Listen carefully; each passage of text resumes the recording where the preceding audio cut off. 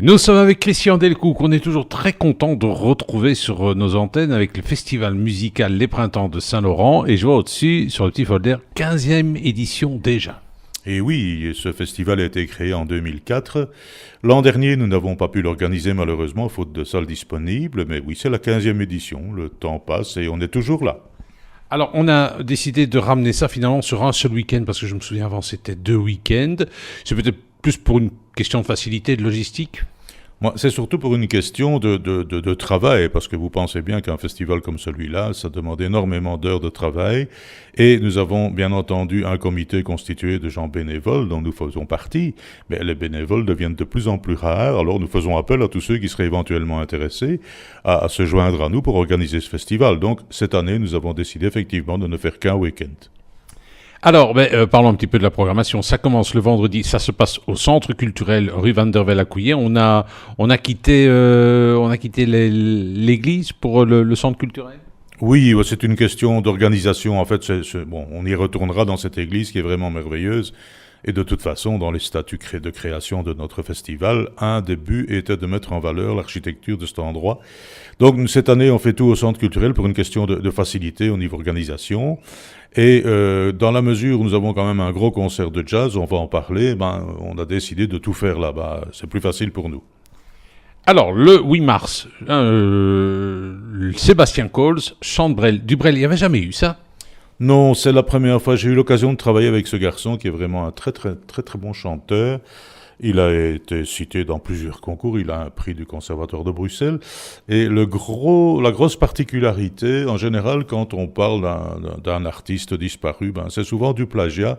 Ici, Sébastien, lui, ne chante pas à la Brel, donc il n'essaye pas d'imiter, mais il a une connaissance particulière et profonde de toutes les chansons de Jacques Brel. C'est vraiment un passionné, et je dois bien dire que son interprétation est bourrée de sensibilité, et ça ne pourra que ravir les gens qui ont connu le grand Jacques à l'époque de ses grands succès. Alors, quand on dit Sébastien Coles, il vient avec un ensemble, il vient avec quelques musiciens, ou il est seul? Non. En général, il propose plusieurs formules. Nous avions pensé au départ organiser avec orchestre, mais encore une fois, ça demandait une infrastructure un peu particulière. Donc ici, il va venir avec un pianiste, un accordéoniste et un troisième musicien qui jouera la clarinette et le saxophone. Le 9 mars, le lendemain, les vendanges. Là, c'est le concert classique. Un concert classique, oui, mais qui ne fera pas peur aux gens qui ont un peu d'aversion pour tout ce qui est classique. Il faut entendre par classique la formule de présentation de cet ensemble. Donc c'est un quatuor de clarinette avec, bien entendu, la petite clarinette et les deux clarinettes traditionnelles en si bémol et une clarinette basse. Il ne faut pas avoir peur de venir écouter ce quatuor qui est vraiment formidable, dans la mesure où il y a une diversité extraordinaire dans leur programme.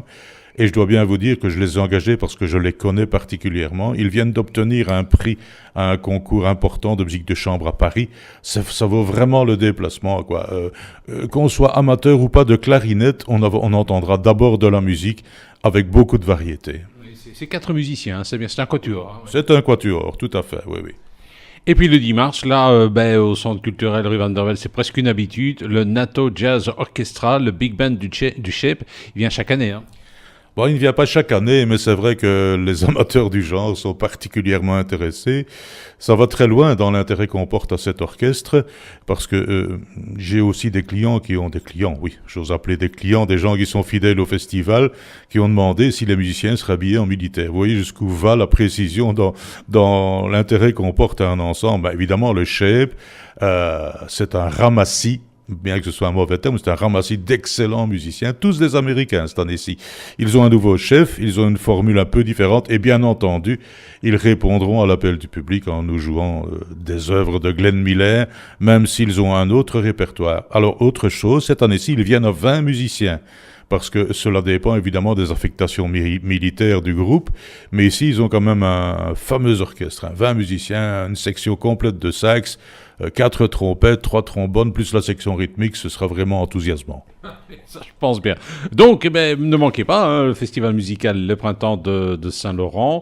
On peut encore réserver. Vous voulez plus d'infos, hein, numéro de GSM 0477 41 96 54. Et on veut vraiment que ce soit un prix démocratique. Ah oui, tout à fait. Le prix est de 12,50 €. Si on est intéressé par 2 concerts, le prix est ramené à un petit abonnement de 23 euros. Et si on vient aux 3 concerts, à ce moment-là, on ne paye que 33 euros. Et alors, il y a un prix de 10 euros pour les étudiants. Donc, c'est vraiment à la portée de tous. Voilà, il vous suffit simplement d'aller sur le site internet festivalsaintlaurent.be, festivalsaintlaurent.be.